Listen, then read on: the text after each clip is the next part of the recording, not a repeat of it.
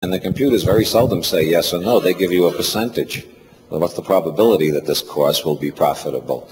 I seem to be arguing for von Neumann, and I was trying to be objective about all these schools of quantum mechanics.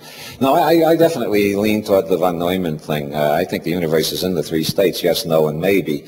And that most of our insanity, cultural prejudices, and all forms of fundamentalism based on our delusion that everything is either yes or no.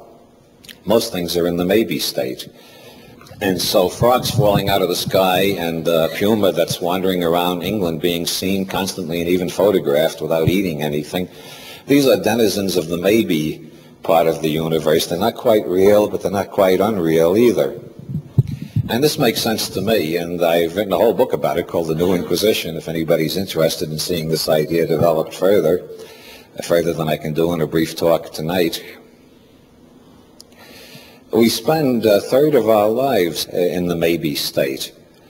A third of our lives we're asleep, and in sleep we do not put things into the Aristotelian either or category. If you try to recount a dream, you'll find yourself saying, I was walking down Broadway in New York, but at the same time I was in Samoa.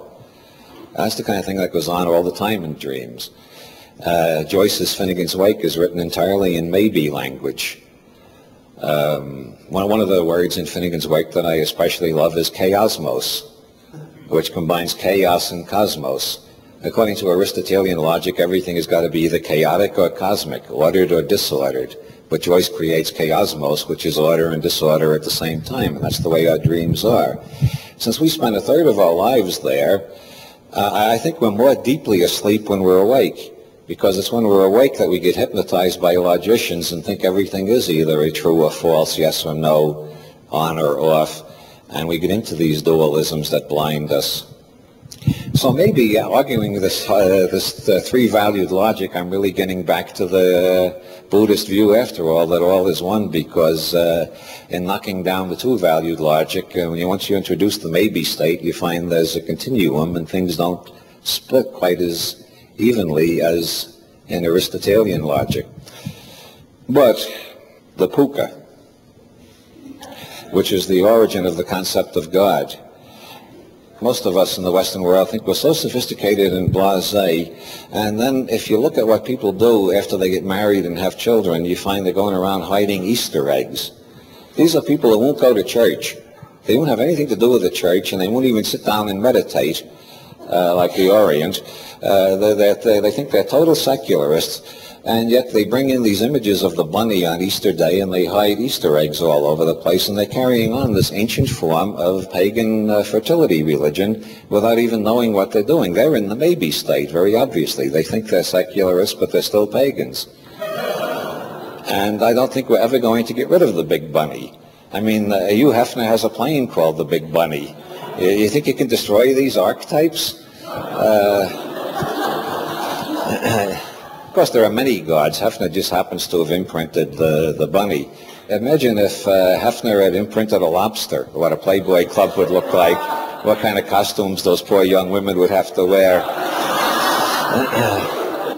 I think the contemplation of Playboy clubs with young ladies dressed up as lobsters is a fitting way to climax this talk.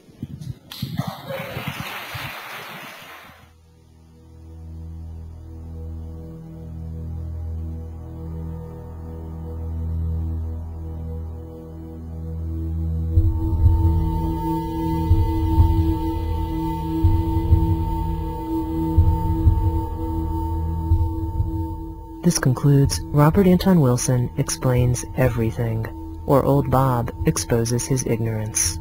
Music by Stephen McNamara.